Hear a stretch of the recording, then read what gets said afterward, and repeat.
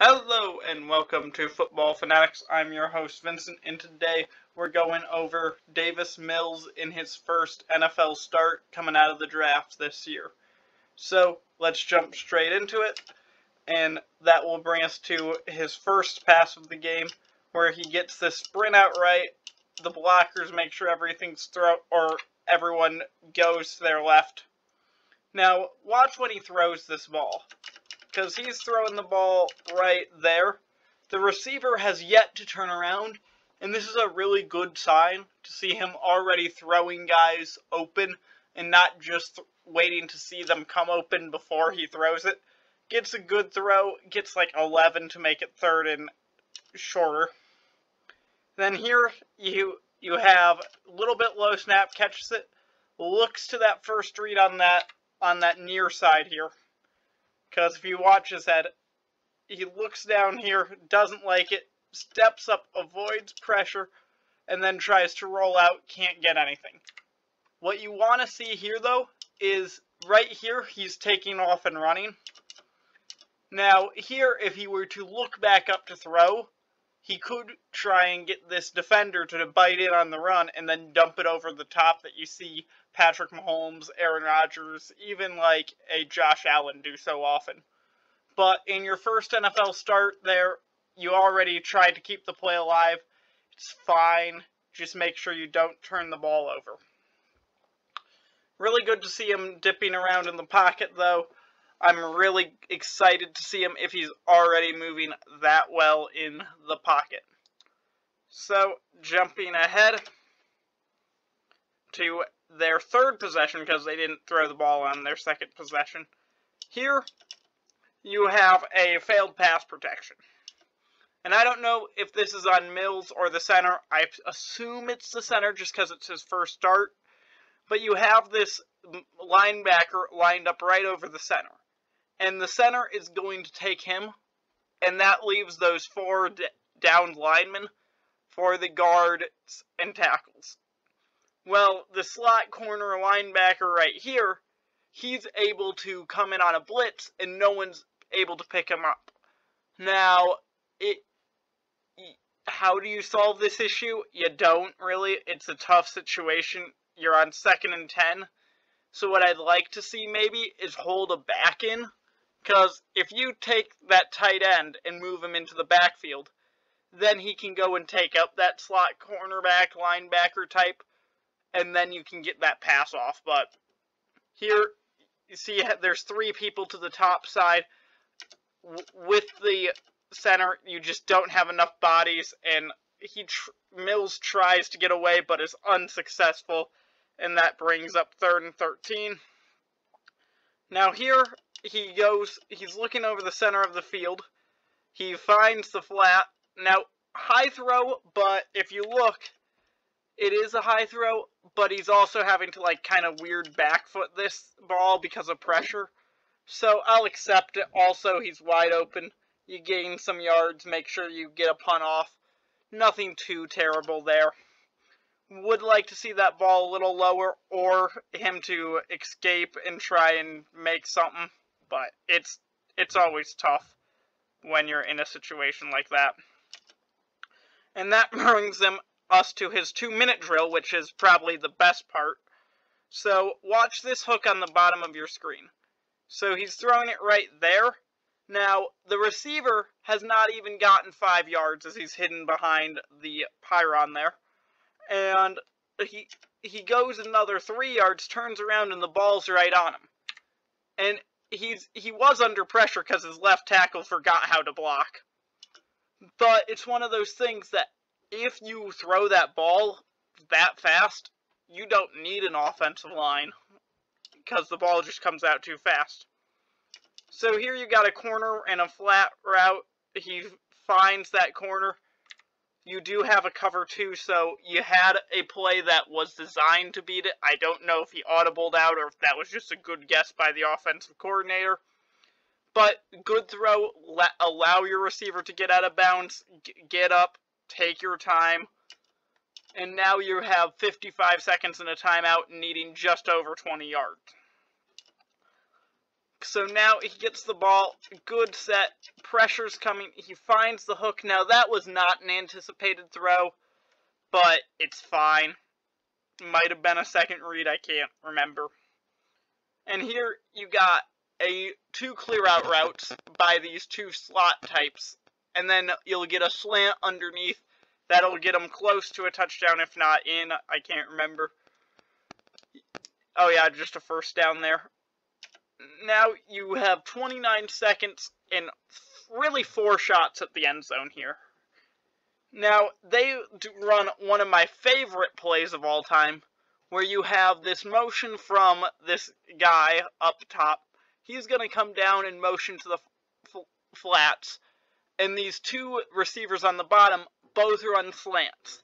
Now this point guy has to run a lot tighter of a slant, and this wing guy has to run a lot shallower of a slant and get more vertical. Could almost call that a post route.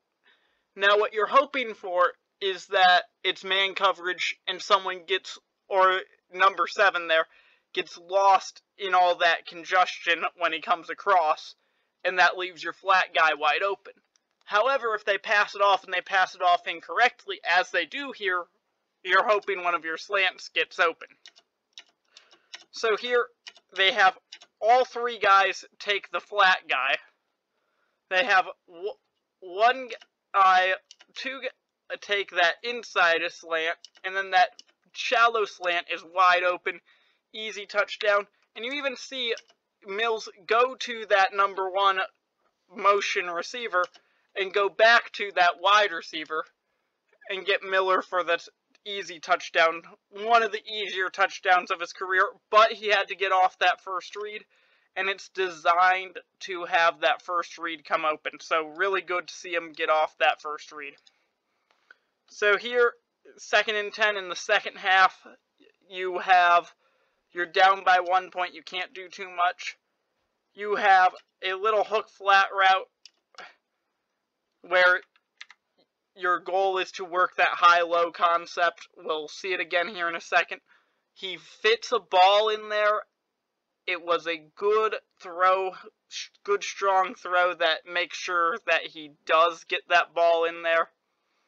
If we go back here, because you get this hook route, he throws the ball hard, right on his face, easy catchable ball, lets him go upfield to get a first down. And that's a tight throw, because when he catches it, that's not a lot of room to operate with. Good throw. Also, good to not see him not take that free check down, because that check down probably gets you 3, maybe 4 yards. If he can fit it in that hook throw, I like to see him take that. Now, if that's incomplete, it's a different story, but here you got a hook flat route concept again. A lot of this type of stuff. You get a broken tackle, and that's why you always want to see that ball come out to the flats. He might have been able to get that ball back to the hook again, but here with that looser coverage on the flat, he's like, I can get it to my tight end, let him make a play, and he does. Good missed tackle, get you 5 yards, make it 3rd and doable. And here you get that sprint out right play. They like it a lot. Now, the ball came out on time, because when he's catching it, he has some room to the sideline. However, you would like to see the ball land over here, where he's catching it away from the defender, whereas Miller here has to turn around and try and catch it towards the defender, and he just has good enough hands, he gets away with it. Good catch, but you can make that throw that catch a whole lot easier on the receiver. You don't need to make it that difficult. Here you get a comeback route that I'm assuming was a post route based on the throw and based on what he's done. Because you see, I'm thinking that because of this contact that got called for pass interference, that's what caused him to stem it back inside, whereas it's designed to be a fade route, and then Miller threw it at the wrong time. So the broadcasters didn't like the call. I did, because if you look when this contact occurred, right there, like, that was a catchable ball if the contact wasn't there. And who knows, maybe it was a missed throw, but could have called hold into, but anyway. So here, you get pressure off the edge. He evades that contact. I don't know how. Good throw. Now, this is a good throw. It looks like it's thrown under, but it's done that intentionally so that Miller can come back and get to this ball, and he has that ball for free. Like, he's free of that defender right there. He just has to catch it. It's one of those that you're playing for the Texans, and you don't have the best receivers. It does cost them possession, and if he catches that, you're in field goal range, so good throw, unfortunate drop. It will happen sometimes, but you never like to see that. Also don't like to see your defense giving up a touchdown, but here, 3rd and 6. Now, here he has a pocket. He could have worked maybe like either that post up top, because right here you got a post up top, you got a flat, you got something from that receiver, a little out route. I would like to see you throw something here, because they were bringing pressure, but he tries to roll out into the pressure, because not everybody's blocked here. So if you stay where you are, they have to find a lane, they have to find a gap, and you could just come back here and throw your favorite ball, whether that be this slant, or not the slant, yeah, the post slant, whether that be the flat, whether that be whatever those two receivers are doing. But here he takes off and runs, ends up getting sacked because of it. So one of those things you'd like to see him learn how to run and not run better. So advancing into their second to last possession, 53. Here you get that motion, get kind of a weird formation. You have a hook and a comeback type thing. Get the hook. Now, look at when this ball is coming out again. It's a good throw, because you get that motion, weird play action. He's throwing it right there. Receiver has yet to turn around, and he throws it towards the sideline. Good throw. Don't know why the receiver turned around to his left and not to his right, but here you get a deep in, a flat to the top route. He gets that deep in on this high-low. Would like to see this throw a little bit better, because if that throws a bit higher, maybe you can turn and run, get a few extra yards, but at least get that first down. Here you have a slant flat to the top. Your receiver kind of initiates this contact up top. Push off, catch the ball, go get a first down. Bring you to a 1st down and 10. Can't do anything with it on first. Brings you to second. Here, they bring pressure. He just sidesteps that guy. Still gets a hand on him. Pulls out of it, and then fires a ball. Now, this is great receiver or quarterback chemistry, because he's covered right here. Now, you'll see him start to run towards the sideline, away from the defender, and Miller just finds him, which is absolutely amazing. It's what allows Rodgers, Mahomes, and the other great, even Brady, but less so him. He's more of a read and throw type quarterback. But those that they escape and then they find their receiver who still is working downfield. And so here, he gets through this pressure. Now, it's unfortunate, because if you watch, this tight end doesn't get a good block on this bottom guy, and that will allow him to step up and make a play. It's unfortunate. They do kick a field goal off of it, and that's really all he had. He has some couple good throws, unable to get his team back into it, but one of those, it's not all on him. But he looked really good through his first 4 quarters.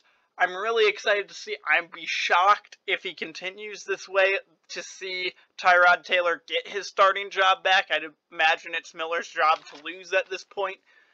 Still very easy for him to lose it. Come out, show a couple bad games. I'm throwing Taylor back in there. Even like a bad half. I just don't want to ruin Miller's confidence. Especially this year, you don't have much expectations of Super Bowl or anything like that. So make sure that you're protecting your young quarterback and not throwing away your future by throwing him out there. But overall, a really good first outing by Mills. I'm excited to see what he'll do next week. That's all I have for you today, and see you.